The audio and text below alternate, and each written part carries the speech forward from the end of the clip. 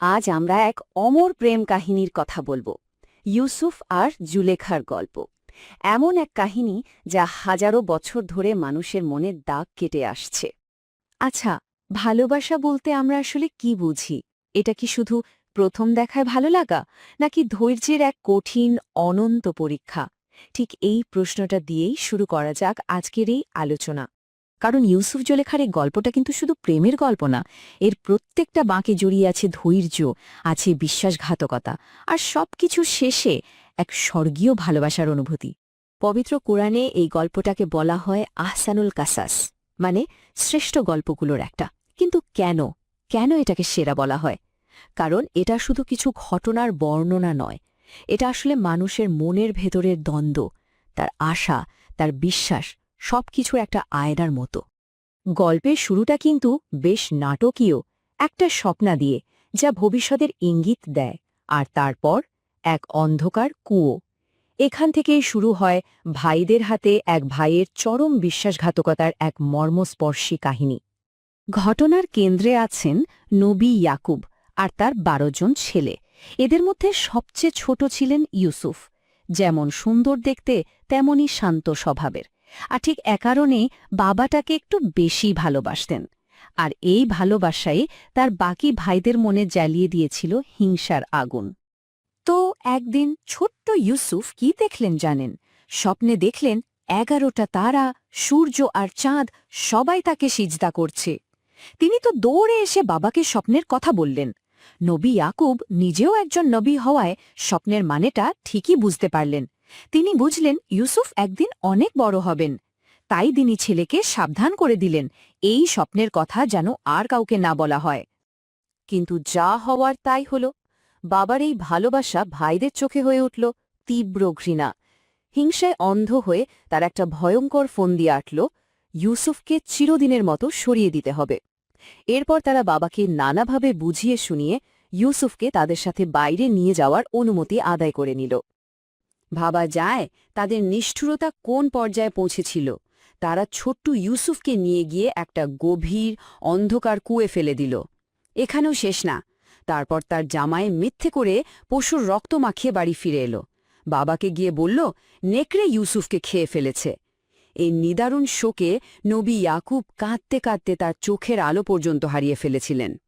এখান থেকে গল্পটা একটা নতুন মোড় নেয়। পটভূমি এখন মিশর।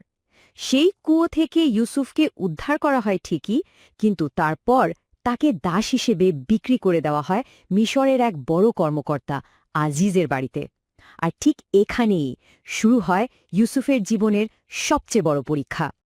এই আজিজেরই স্ত্রী ছিলেন জুলেখা, মিশরের সবচেয়ে সুন্দরী আর প্রভাবশালী নারী।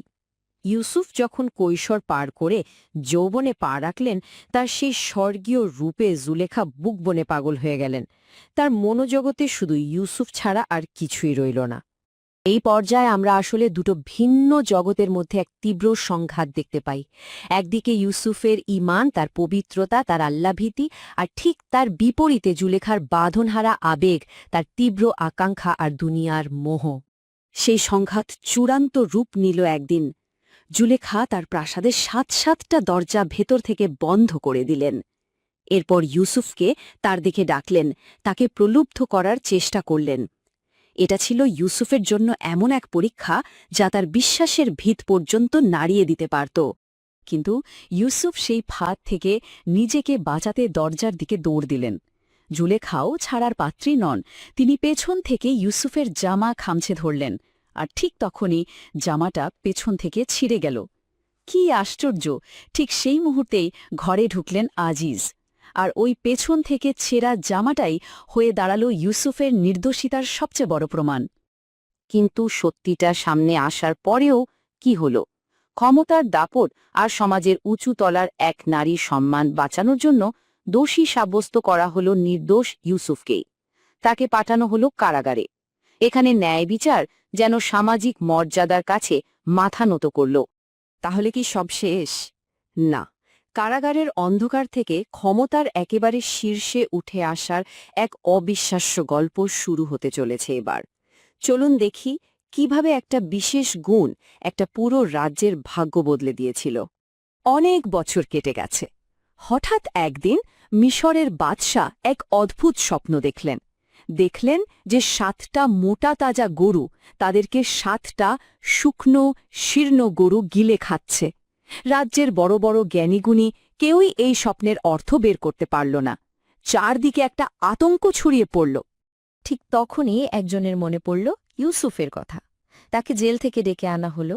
আর ইউসুফ, তিনি শুধু স্বপ্নের ব্যাখ্যাই দিলেন না, তিনি তার অসাধারণ প্রজ্ঞা দিয়ে বলে দিলেন যে সামনে 7 বছরের এক ভয়ঙ্কর দুর্ভিক্ষ আসছে। শুধু তাই নয়, সেই দুর্ভিক্ষে থেকে দেশকে বাঁচানোর জন্য একটা পুরো দস্তুর পরিকল্পনাও তিনি রাজার সামনে তুলে ধরলেন। বাদশাহ তো ইউসুফের জ্ঞান আর দূরদর্শিতা দেখে একেবারে মুগ্ধ। তিনি সাথে সাথে তাকে জেল থেকে মুক্তি দিলেন আর মিশরের পুরো কোষাগার আর খাদ্য ব্যবস্থাপনার দায়িত্ব তার হাতে তুলে দিলেন। একবার ভাবুন তো, যে মানুষটা এতদিন দাস আর কয়েদি ছিলেন, তিনি আজ মিশরের দ্বিতীয় সর্বোচ্চ ক্ষমতাধর ব্যক্তি। কি অবিশ্বাস্য পরিবর্তন! গল্পের প্রায় শেষ পর্যায়ে এসে আমরা দেখব দুটো আলাদা পথ কিভাবে এক বিন্দুতে এসে মিলে যায়। একদিকে সেই বিশ্বাসঘাতক ভাইয়েরা আর অন্যদিকে মোহগ্রস্ত জুলেখা। এটা হলো ক্ষমা আর প্রায়শ্চিত্তের এক অসাধারণ অধ্যায়। এখানে একটা বিষয় পরিষ্কার করা দরকার, কোরআনের মূল গল্পে জুলেখার ভাগ্যে কি ঘটেছিল তা সরাসরি বলা নেই, কিন্তু বিভিন্ন লোককাহিনী আর ইসলামিক ব্যাখ্যায় যা পাওয়া যায় তা হল অনুশোচনা করতে করতে জুলেখা তার সৌন্দর্য, সম্পদ, এমনকি দৃষ্টিশক্তিও হারিয়ে ফেলেন। কিন্তু তার এই আন্তরিক অনুতাপ সৃষ্টিকর্তার কাছে কবুল হয়। তিনি তার হারানোর সবকিছু অলৌকিকভাবে ফিরে পান এবং শেষে ইউসুফের সাথে তার পবিত্র বিয়ে হয়। এবার ফেরা যাক সেই দুর্ভিক্ষে। ইউসুফের ভাইরা খাদ্যের খোঁজে ঘুরতে ঘুরতে এসে পৌঁছল মিশরে। তারা কি স্বপ্নেও ভেবেছিল যে ক্ষমতাবান মানুষটার কাছে আজ তারা হাত পাচ্ছে, তিনিই তাদের সেই ছোট ভাই যাকে তারা একদিন কুঁয়ে ফেলে দিয়ে এসেছিল? এত কিছুর পরেও, ক্ষমতার চূড়ায় বসেও ইউসুফ কিন্তু প্রতিশোধের পথে এক পাও বাড়াননি, বরং তিনি বেছে নিলেন ক্ষমার পথ। তিনি তার ভাইদের মন থেকে নিঃশর্তে ক্ষমা করে দিলেন। আর এখানেই তো তার চরিত্রের আসল মাহাত্ম্য, তাই না? তো এই যে এত বড় একটা গল্প আমরা শুনলাম, এর থেকে আমাদের জন্য মূল শিক্ষাটা কি? এই কাহিনীর চিরন্তন প্রজ্ঞাটা আসলে কোথায় লুকিয়ে আছে? এই গল্পের একেবারে কেন্দ্রে আছে যে জিনিসটা, সেটা হল সবর, অর্থাৎ ধৈর্য। কিন্তু এই ধৈর্য মানে কিন্তু শুধু মুখ বুজে সব কষ্ট সহ্য করে যাওয়া না। এর আসল মানে হল সবচেয়ে খারাপ সময়েও বিশ্বাস আর আশা না হারিয়ে সৃষ্টিকর্তার বড় কোনো পরিকল্পনার উপর ভরসা রাখা। আর ইউসুফের পুরো জীবনটাই তো এর সবচেয়ে বড় উদাহরণ। সুফি সাধকরা আবার এই গল্পটাকে একটু অন্যভাবে দেখেন।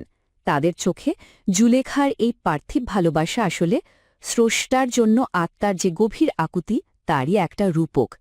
তারা বলেন জুলেখার মোহটা ছিল সেই ঐশ্বরিক ভালোবাসায় পৌঁছানোর প্রথম ধাপ। যখন তার এই জাগতিক ভালোবাসাটা রূপান্তরিত হয়ে স্রষ্টার প্রেমে পরিণত হল, ঠিক তখনই তিনি আসল শান্তি খুঁজে পেলেন। শেষ করার আগে একটা প্রশ্ন রেখে যেতে চাই। এই পুরো গল্পটা আমাদের একটা জিনিসই বারবার মনে করিয়ে দেয়, প্রত্যেক অন্ধকারের পরেই আলো আসে। তাহলে কি এটা সত্যি যে কঠিনতম ধৈর্যের পরেই আসে শ্রেষ্ঠ পুরস্কার? ইউসুফের জীবন তো আমাদের সেই বিশ্বাসই যোগায়। এই ভাবনাটা সবার জন্য রইল।